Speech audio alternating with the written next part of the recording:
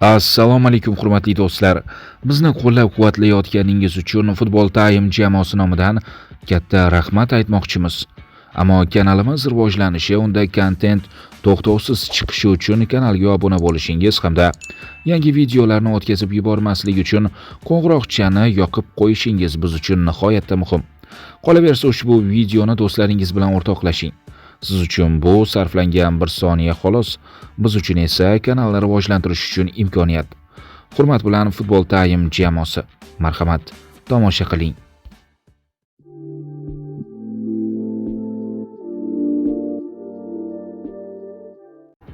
Barsa futbolchisi tushkunlikka tushib qoldi. Barselona yarim himoyachisi Gavi tizzasidagi jarohat sabab yana 4-5 oyni maydondan tashqarida o'tkazib yuborishi kutilmoqda. CR nashri manbasi xabariga ko'ra, Gavi og'ir jarohatdan keyin ruhiy jihatdan butunlay tushkunlikka tushib qolgan.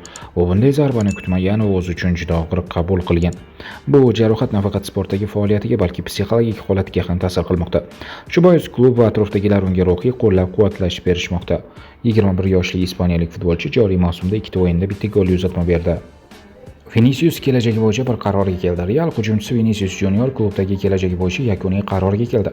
Braziliyalik yulduz anchadan beri qirollik klubi bilan yangi shartnoma bo'yicha kelisha olmayotgandi. Gap shundaki, Vinicius klub xo'jayinlaridan jamoa yetakchisi Kylian Mbappega berilayotgan darajada yuqori maosh talab qilmoqda. Rahbariyat uning bu talabini qondirishga ko'nmadi. Keyingi paytda Real 2026-yilda Viniciusni sotib yuborishga tayyorligi haqida ma'lumotlar tarqatila boshladi. Biroq taniqli insider Fabrizio Romano mashhur hujumchi Realni qadrlashini va kelajagini klub bilan bog'lamoqchi ekanini ta'kidladi. Ayni paytda tomonlar o'rtasida hamkorlikni uzaytirish bo'yicha muzokaralar qayta boshlangan.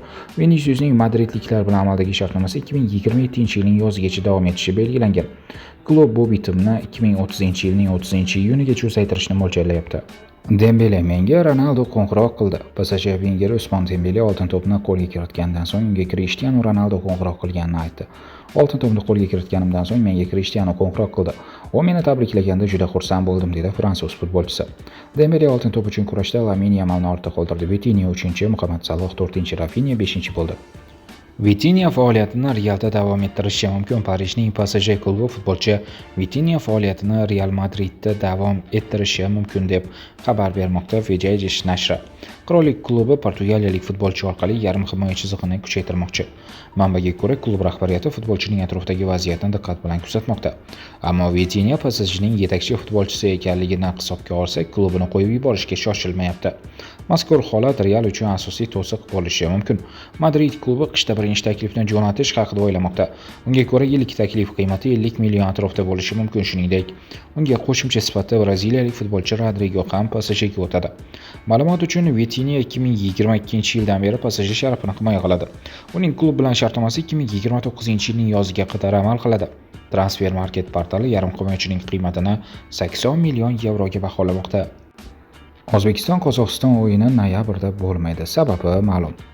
Noyabr oyida O'zbekiston va Qozog'iston terma jamoalari o'rtasida o'yin o'tkazilmaydi. Iyul oyida Qozog'iston futbol federatsiyasi prezidenti Marat Omarov terma jamoalar o'rtasidagi ehtimoliy o'yin haqida gapirgandi. Uchrashuv bekor qilinganini Qozog'iston terma jamoasi boshqa raqib bilan o'rtoqlik uchrashuvi o'tkazishga kelishib olgani ham tasdiqlaydi. Qozog'iston terma jamoasi noyabr oyida faqat bitta o'rtoqlik uchrashuvi o'tkazish imkoniyati bor edi, chunki 15-noyabr kuni Belgiyaga qarshi Jahon chempionati saralashining so'nggi o'yini bo'lib o'tadi. Qozog'istonlik jurnalistlar aynan O'zbekiston terma jamoasi Qozog'iston terma jamoasi bilan o'rtoqlik o'yinidan voz kechgani, shu sababli Qozog'iston noyabr oyi uchun boshqa raqib topganini ma'lum qilishdi. Rad etishning sababi sifatida Marat Omarov o'yinni muzokaralar bosqichidayoq va rasmiy kelishuvdan oldin ommaga e'lon qilgani aytilmoqda.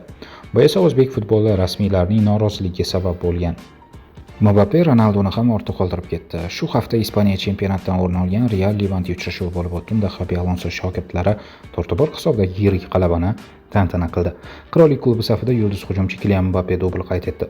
Real Madrid konfidensial xabariga ko'ra, yulduz fransuz Ispaniya La Ligasida qaymoq rangliklarning 40 ta o'yinda 38 ta gol urgan. Mbappe portugaliyalik to'prar Cristiano Ronaldoning natijasini ortda qoldirdi. 5x6 to'p sohibi madridliklar safida chempionatdagi dastlabki 40 ta o'yinda 37 ta gol urgan. Kylian joriy mavsum La Ligada 6 ta o'yin o'tkazib, 7 ta gol urishga muvaffaq bo'ldi.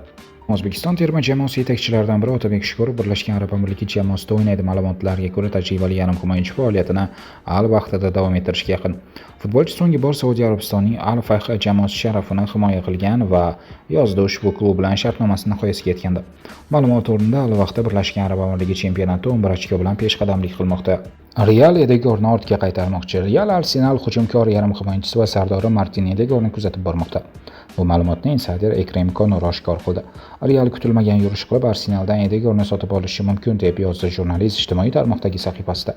26 yoshli norvegiyalik futbolchi joriy mavsum Angliya Premyer Ligasining 4 uchrashuvida qatnashdi. Edegorning Arsenal bilan shartnomasi 2028-yilgacha mo'ljallangan. Transfer Market ma'lumotlariga ko'ra, Habib 85 million yevroga baholangan. Fanatlar talabi Husanovni Barsaga olib keling. O'zbekiston milliy terma jamoasi markaziy himoyachisi Abduqodir Husanov Manchester City safida yangi mavsumni yuqori darajada boshladi. 21 yoshli legionerimiz Josep Guardiola o'yin sxemasining muhim bo'lagiga aylanib bormoqda. Abduqodir universal himoyachi sifatida mudofaa chizig'ining istalgan nuqtasida o'ynay oladi. Ayni paytda hamyurtimiz Cityning eng og'riqli nuqtasi himoyaning o'ng qanotini yopib turibdi. Manchester City fanatlari Husanovning jamoa uchun ahamiyatini ijtimoiy tarmoqlarda muhokama qilyapti. Sport.so'z portali dunyo bo'ylab yoyilgan muxlislarning Abduqodir haqidagi fikr-mulohazalarini o'quvchilar e'tiboriga havola qiladi. Tim Flies: Abduqodir aka va Stonesni qo'shib hisoblaganda ham ulardan ancha kuchli. Jon Perri: Abduqodir sen zo'r yigitsan. Husanov klubimizning eng katta aktiviga aylanib bormoqda. Nur Mustafa: Husanov Manchester City'dagi kuchli, kamsuqum, ishonchli va eng mehnatkash futbolchi. Mike Friday: Husanov yordamida klub yangi dunyodagi mavqeini tiklaydi. Ismail Al-Sadani: Husanov mag'lubiyatni qabul qilmaydigan yo'lbars. Muhammad Hisham Hamid: kuchli, baquvvat, tezkor va doim tabassum qiladi. Queen Marissa: Husanov har doim ilk daqiqadan o'ynashi kerak. Jean Lan Enrique: Husanov, O'Reilly, Diaz, Guardiola va Donnarumma bor ekan, biz sovrinlar uchun kurasha olamiz. Freeman Mappumo: bu yigitga vaqt bering, u himoya markazida ham, o'ng qanotda ham o'ynash uchun yetarli kuch-quvvatga ega. Wellington Newsorgum: Husanov himoyada xotirjam, lekin o'zida kuch-quvvat, shiddat, temp va tezlikni birlashtirgan monster. Zato Tido: Husanov o'ng qanot himoyachisi sifatida Kyle Walker o'rnini bosdi. Gabriel Kalonga: Nunez va Luisni qo'shganda ham Husanov ulardan kuchli.